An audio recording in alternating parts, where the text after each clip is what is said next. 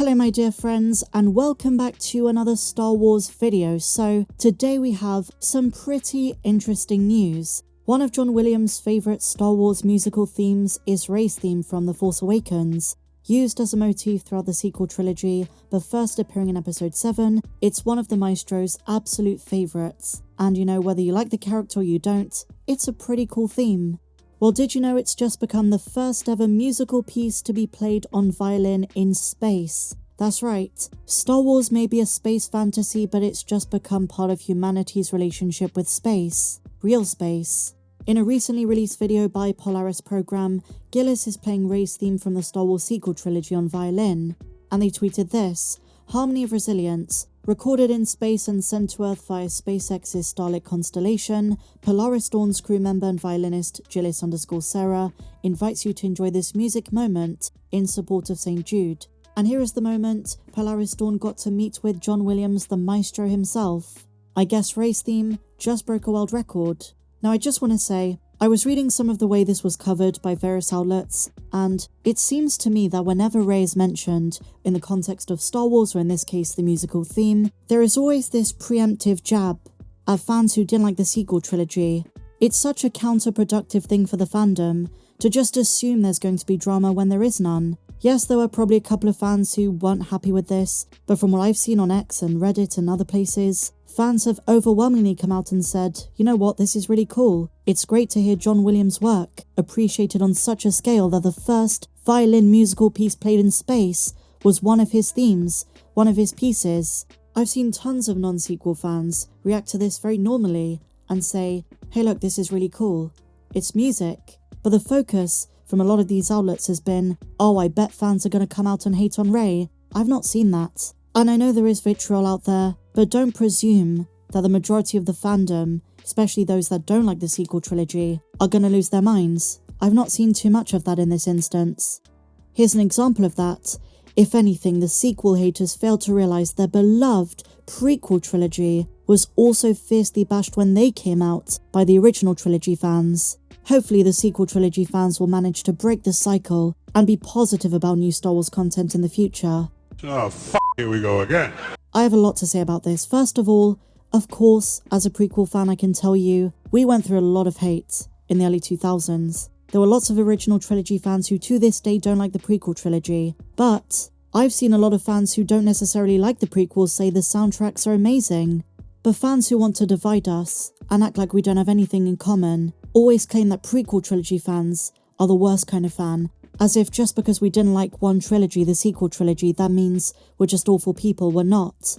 And this notion that all sequel trilogy fans are just automatically positive and you've always just got to be positive about new Star Wars content, first of all, isn't true. Second of all, while I think it's important to approach new projects with an open mind and a level head, and I do try to be positive in the fandom, disingenuous positivity just for the sake of it is a pretty major red flag. It's okay to have criticisms, but in this instance, it's inappropriate. Yes, there are some fans who don't like Rey's theme and don't like Rey, but I've seen nothing but fans really applaud what's been going on. And you know what? This news is fantastic. This Sarah person is a fantastic violinist. No need to start with the fandom infighting, which I haven't seen any of for this particular piece of news. Nonetheless, like I say, record-breaking, really awesome stuff. So moving on, my dear friends, we just had a massive announcement from Disney+. And to be quite frank, I just don't see this making any sense. So if you're wondering, what am I talking about? Let's get into it. This comes from thedirect.com and they say this: Disney Plus announces first ever TV channel for Marvel and Star Wars movies and shows. Who can honestly say they've never wanted a channel that just plays Star Wars and Marvel? So on top of already having every Star Wars TV show and every Star Wars movie ever made, they're creating what is essentially a 24/7 live stream that just plays Star Wars and Marvel on repeat. It might sound innocent enough, but on top of the upcoming price hike, I think there's another one down the road. It's streaming, but it just seems like they're trying to be a traditional TV channel. We've already seen an increase in ads on streaming services like Disney and Amazon Prime, so this seems pretty senseless. All of the content they're going to show on this channel is already on their app, so why do we need a separate streaming channel for this? Just constant Star Wars and Marvel content?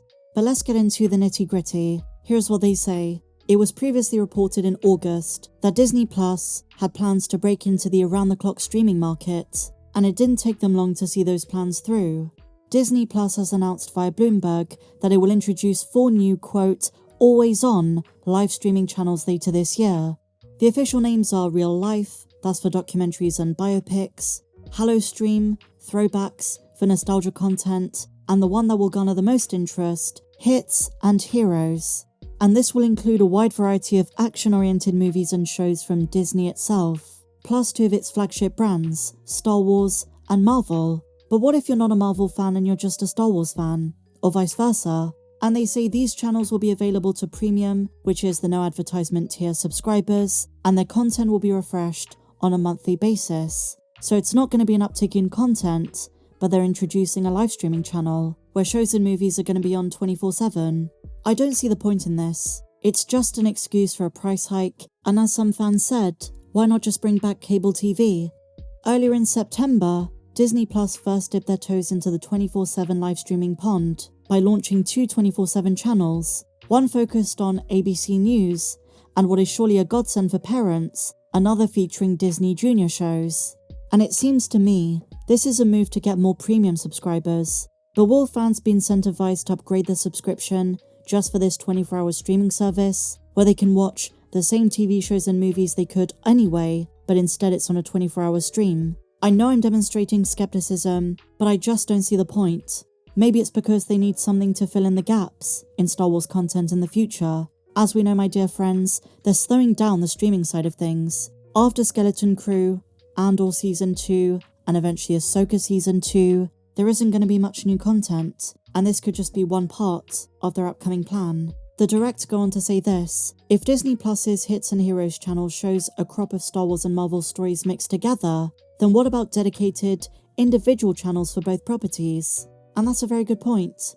Currently, Disney hasn't given a word on future live channels, but it stands to reason if the Hits and Heroes is successful, then Disney Plus may divvy up the franchises and play material from both the House of Ideas and A Galaxy Far, Far Away in separate silos. Both universes certainly have enough material to make such a thing viable. Obviously, they want to increase subscribers and viewer retention. But like I say, my dear friends, I can't see this being introduced without some kind of price hike. So I really don't know how to feel about this.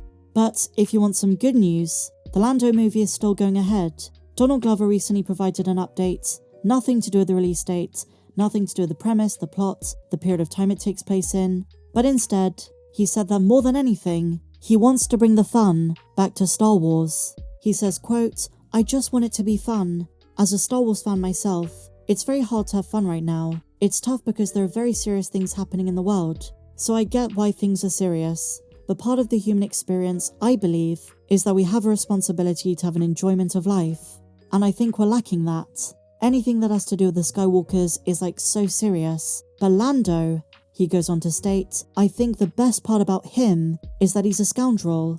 So it's good to get confirmation the movie is still in the works, it's not been shelved, it's not one of those situations where we haven't heard anything for a long time, and then Lucasfilm behind the scenes decides to scrap it, but that's pretty much all we have for that.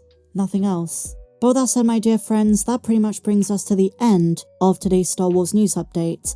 I hope you had a good time, I hope you had fun. If you did, let me know. Drop a comment, hit the like button if you enjoyed this video, check me out on social media at StarWarsMeg1 on Twitter or x.com, whichever you prefer. I still say Twitter because that's what it was known as for like the longest time. Have a great one, may the Force be with you, and I'll see you in the next video. Bye bye.